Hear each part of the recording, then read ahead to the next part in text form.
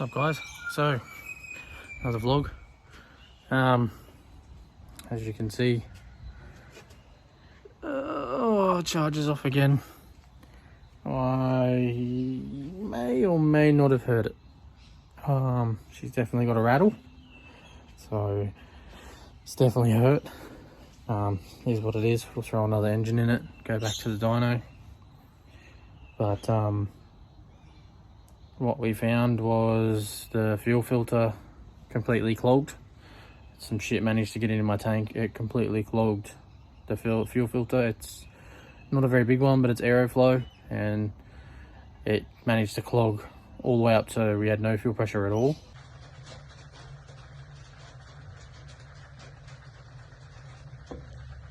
And we think it leaned out. Then we took it over to the dyno. We loaded it up twice on the dyno, and the second time it pretty much backfired and shut down straight away. We restarted it, which I have a video of that. I'll put that in here. We restarted it and it makes a pretty horrific noise. So pull this engine out. I will pull it down so that we can see it, but that won't be in this video. And yeah, we'll see what it actually did. We're taking bets. We think, my dad thinks it's pulled the gudgeon pin out of the piston. I believe the same. I think we're going to find broken ringlands. It sounds like a rod's snapped in half as well, but I'm really hoping it hasn't hurt my my sump, because it's a whole, like, we made it type of deal, so we would have to remake a new sump, and that would suck. Unfortunately, the event got cancelled on the 14th of May. It's now the 18th of June, I believe, or the 12th of June. So we'll try and get it going again. Fortunately enough, Craig, the guy who does my brother's dyno stuff, he's gonna let me take it over and put it straight on the dyno again once we get it running. So yeah, I think I have some videos of the fuel filter and what the fuel pump looked like. It's pretty horrific. Also made a mistake by running the filter after the pump. Rookie mistake, I know, but we were under the pump, and just is what it is. And yeah, so I've got a time lapse or two of me pulling it all down, and it's now just about ready to come out.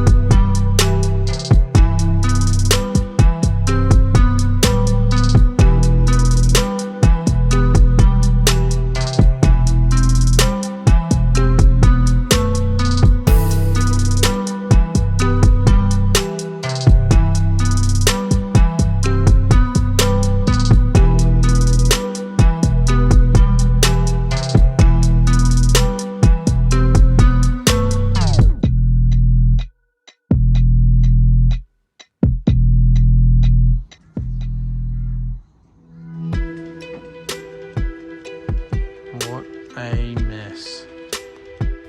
So during the test, we also figured out a new problem. I made this handbrake handle in the whole handbrake setup, but it's hollow. This is actually a steering arm out of a super sedan speedway car, and so it's flogging out.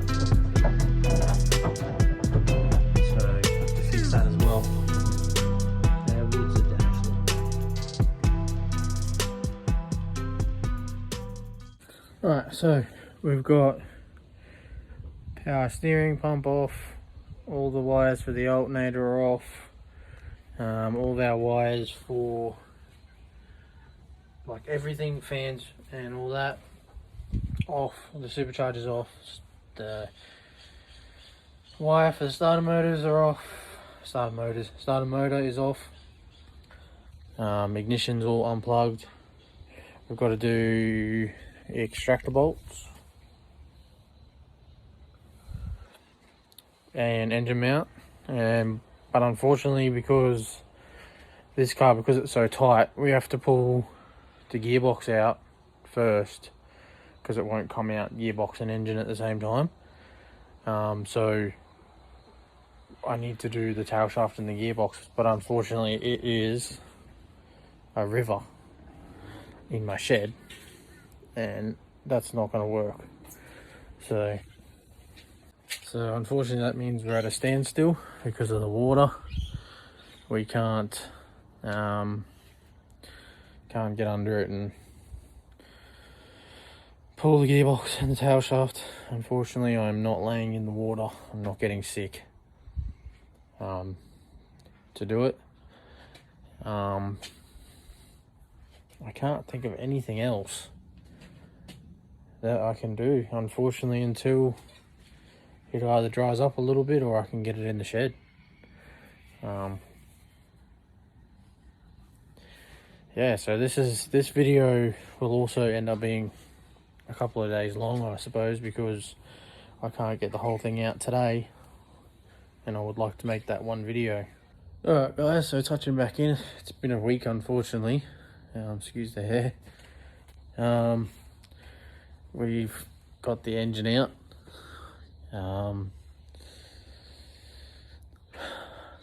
It's done some naughties.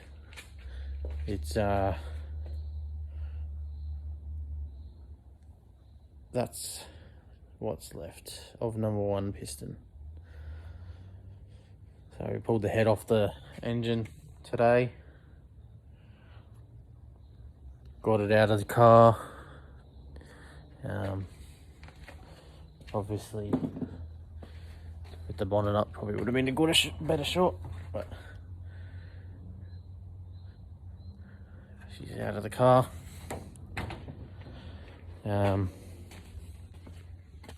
Bent the rod. I don't know how well you can see.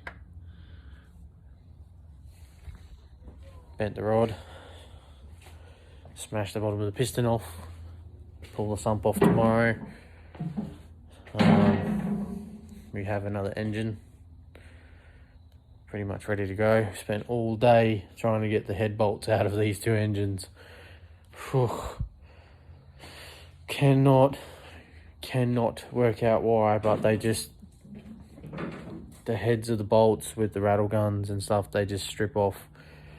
We're using hex, so this is not the socket we're using, but hex 6-sided sockets as well.